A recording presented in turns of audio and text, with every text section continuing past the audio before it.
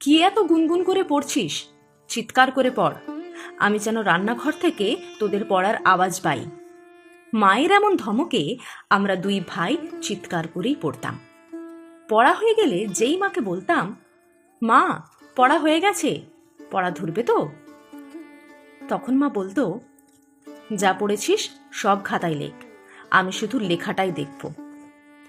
পাতা ভর্তি করে খাতায় লিখে ফেলতাম, আর মা শুধু খাতায় চোখটা বুলিয়ে দিয়ে বলতো, পরিষ্কার পরিচ্ছন্ন করে লিখতে হবে, খাতায় কাটাকুটি করা যাবে না, আরো ভালো করে লেখার চেষ্টা কর।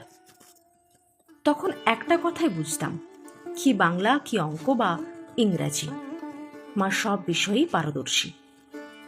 ভাবতাম, মা এত কিছু জানে কি করে? আসলে মায়ের ছিল কড়া শাসন, তাই মায়ের কথাই শেষ কথা। সেখানে আমাদের দুই ভাইয়ের পছন্দ অপছন্দ খুব একটা মূল্য পেত না। হাজার বাহানা করেও কিছু চাইলেও সেটা পাওয়া ছিল দূরস্ত। বাবা মারা যাবার পর থেকে মায়ে হয়ে উঠেছিল আমাদের সর্বে সর্বা। সব কিছুই যেন নিয়মে বাঁধা।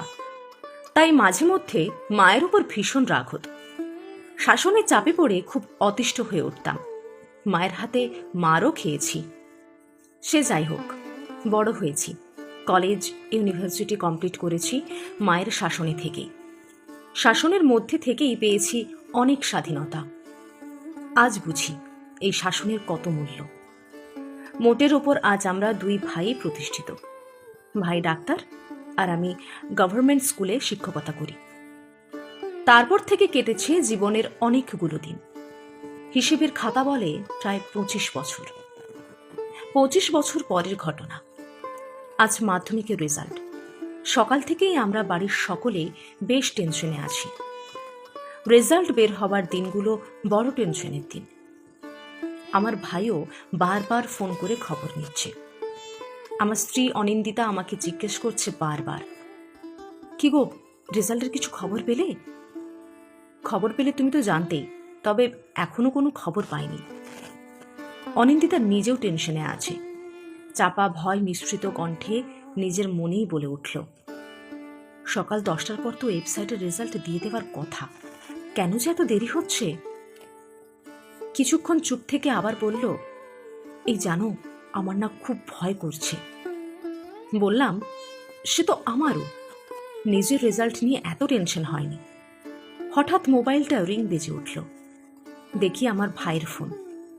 ভাইয়ের ফোন রিসিভ করেই জিজ্ঞেস করলাম, রেজাল্টের খবর পেলি? দাদা, ভীষণ আনন্দ হচ্ছে। আজ যে আমার কতটা আনন্দ হচ্ছে তোকে বলে বোঝাতে পারবো না। ফার্স্ট ডিভিশন একেবারে। বলিস কি রে?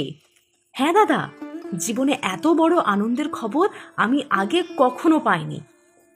মা ফার্স্ট ডিভিশন পেয়েছে? ভাবতে পারছিস এটা কত বড় খুশির খবর? মা ততক্ষণে পুজো সেরে ঠাকুর ঘর থেকে বেরিয়ে এসে আমার হাতে প্রসাদটা দিয়ে বলল, এই সবই তোদের কৃতিত্ব রে বাবা। আমি আর কি করলাম? আমার অপূর্ণ সাধ তোরা আজ পূরণ করেছিস। ছোটবেলায় তোরা যখন পড়াশোনা করতিস, তখন তোদের পড়ানো বা খাতায় তোরা যা লিখতিস সেটা দেখার মতো যোগ্যতাই আমার ছিল না। শুধু ভাবতাম আমি যা পারিনি আমার দুই ছেলে যেন তা করে দেখায়। আজ তোদের কৃতিত্বে আমি ভীষণ খুশি। তোরাই আমার গর্ব। আর আজ এই যে ফার্স্ট ডিভিশনে পাশ করলাম, তার সবটুকু কৃতিত্ব তো বৌমার। বৌমা যেভাবে আমার পড়াশোনা নিয়ে নিরলস চেষ্টা চালিয়ে গেছে, তাতেই আমার সেই স্বাদ পূর্ণ হয়েছে।